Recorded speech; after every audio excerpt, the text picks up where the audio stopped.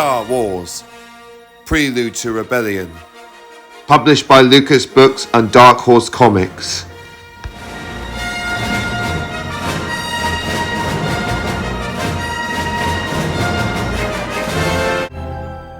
The planet Cerea is a long way from everywhere. Its isolation is the planet's curse, making trade difficult and expensive.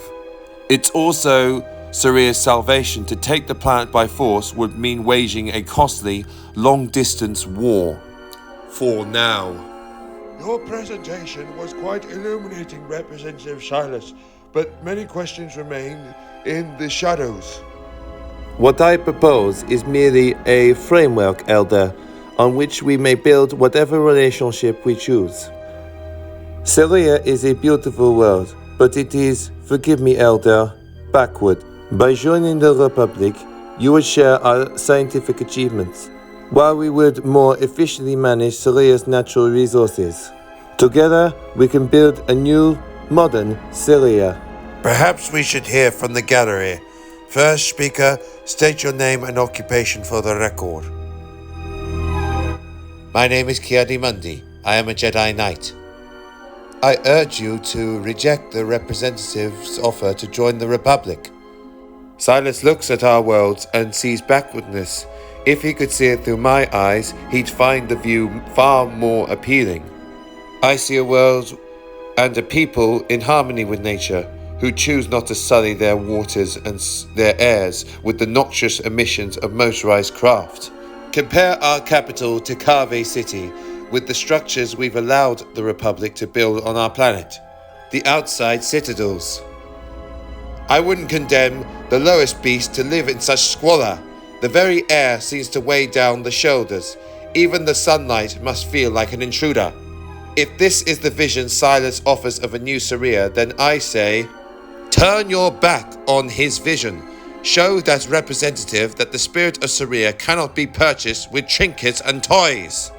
The representative bristles at the sound of hundreds of shuffling feet. He glances at the crowd. No pair of eyes meet his. Never has a representative of the Republic been dismissed with such eloquent scorn. You will learn soon enough, Jedi, that turning your back on me is a serious mistake. There seems to be no need to put the matter to a vote. No need to vote, he says, and Silas slinks out like a whipped dog. Ha!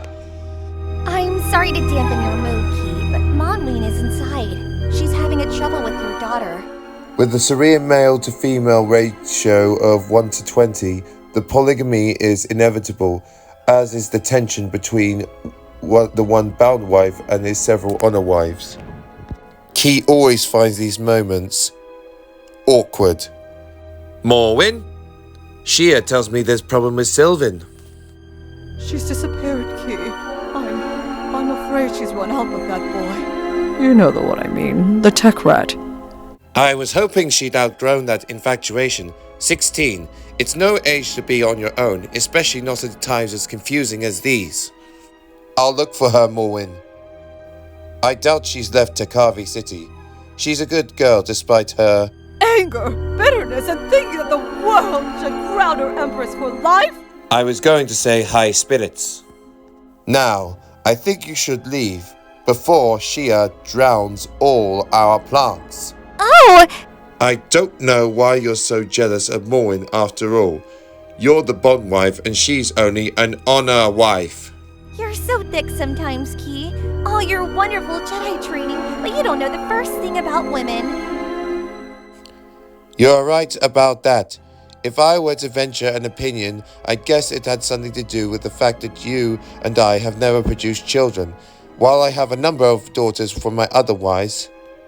But that would be silly, wouldn't it? I'm sorry, Shea. It's a serious matter, and I shouldn't make light of it. I have to go look for Slyvin now, but when we get back, we'll talk about it. Talking is a problem. We do plenty of talking. Then what? If you can't figure it out, ask your Jedi Master. As he mounts his Arix, Adi Mundi musters up the force to dispel the anger that swells inside of him. He is angry. Not with his wife, but with himself. He knows that Shea wants a child, as does he. Why hasn't he not given it to her? Why? Because of fear. 4 honor wives have given him 7 daughters. He loves them all, but his heart longs for a son. Key enters the pro-tech rally warily. Passions run high at these events.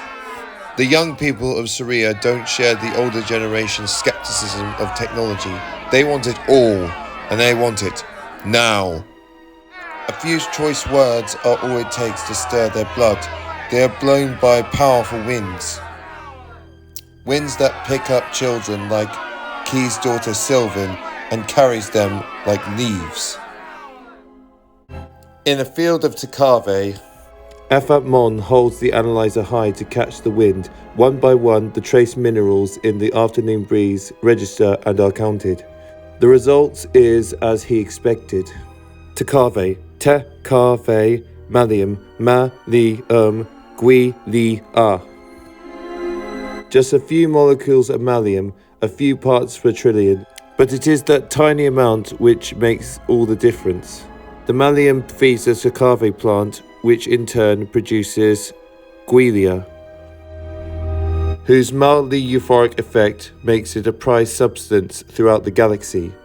Malium is found only on Cerea, giving the Cereans a monopoly on the cultivation of Takave. Malium Takave Guilia. The words ran around in Ephant Mon's head like a nursery jingle. Malium Takave Guilia rowed the boat out to sea. They all got drunk and the boat is sunk. Oh whoa, it's me. Ephant Mon is from the planet Vinsoth. Vinsoth's poetry is famous throughout the galaxy for being bad. Ephant Mon knows that it's illegal to transport malium off Cerea. He knows that it's illegal to bring the technology onto Cerea. where some see crime, Ephant Mon sees opportunity.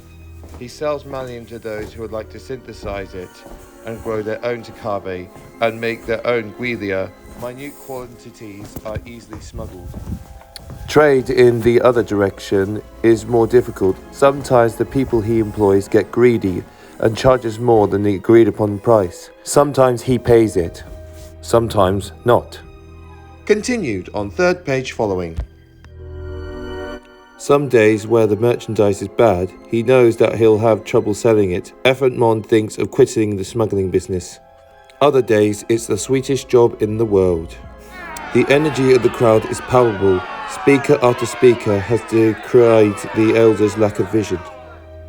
Speaker after speaker has called for advancement and progress. Speaker after speaker has demanded that Cerea join the modern age, join the technological revolution, join the Republic. The other civilizations look at your carts and your wind-blown boats and your beasts of burden and they ask, why do the youth of Cerea cling strongly to such outdated ways? Why did they put up with it? Why don't they demand better? It's time to make the laughter stop. Reject the elders. Demand what is yours. By right. By right?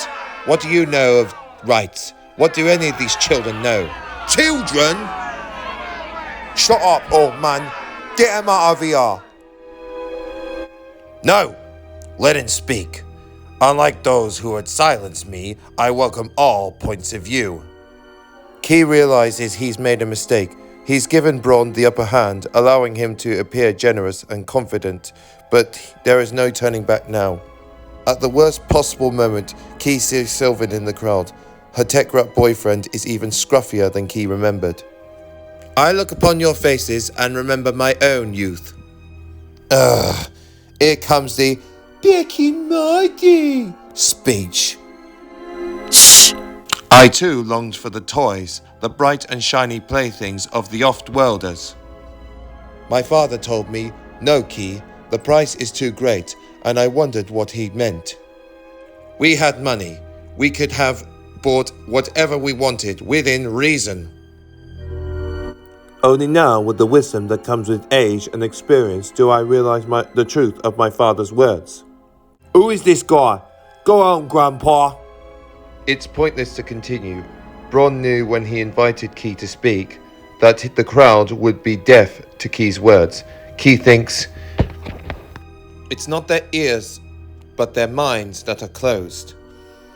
What would it mean opening our borders to the Republic? You've seen the outsider citadels. Is that the world you wish to live in? You're living in the past. Who invited him? Just because you're too old to have fun doesn't mean everybody is. Get him out of here. Shout him down. Your father's spoiling you already. We've got to shut him up. Mosh, don't! before you tear down what has taken generations to build, think about what you're doing. There are issues you don't understand, consequences you can't anticipate. Boo! Shut up, old man. You're just a tool of the elders. Don't listen to him. He thinks we're fools. Are we just going to stand here for this oppression? Let's show him what we think of the elders and everything they stand for. He can't get away with us. Show him what we think of his kind. We'll give him a message to the elders. Teach him a lesson. Who needs him? Key knows this is exactly what Bron had hoped for. It's Key's pride that has brought him to this. After the morning's triumph, he thought himself invincible. He imagined his words were magic. He has learned that even the powers of a Jedi have their limits. Mosh, don't let them do this. Make them stop. Why? He's only getting what he deserves. Bron invited him to speak. This isn't right. Teach you to barge in and preach to us, old man. He could fight back, of course, but they're only kids, and he's not in real danger. Not yet. He'll calm them with his mind, turn their thoughts elsewhere. They'll forget about him, and it will be over, and no one will get hurt. Slyvin! There she is, again. His daughter Slyvin. She shouldn't have seen this. She won't understand his refusal to fight back. Wait! I have to speak to you! Never thought I'd get my hands on one of these. No!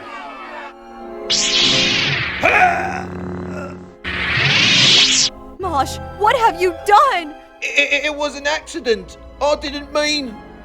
Come on, we have to get you out of here. I didn't mean for this to happen. Of course you didn't. Now hurry! Let go of me! He's dead. What happened? I don't know! I think that the Jedi killed somebody. The crowd presses in around him. Key hears the murmured accusation. They think he murdered the boy. He feels their hatred. Weapons have appeared in angry hands. The crowd has become a mob. Out of the corner eye, Key sees a smile dances across the face of Bron, the outsider. It flickers for one moment, then disappears before anyone but Key can notice. To be continued.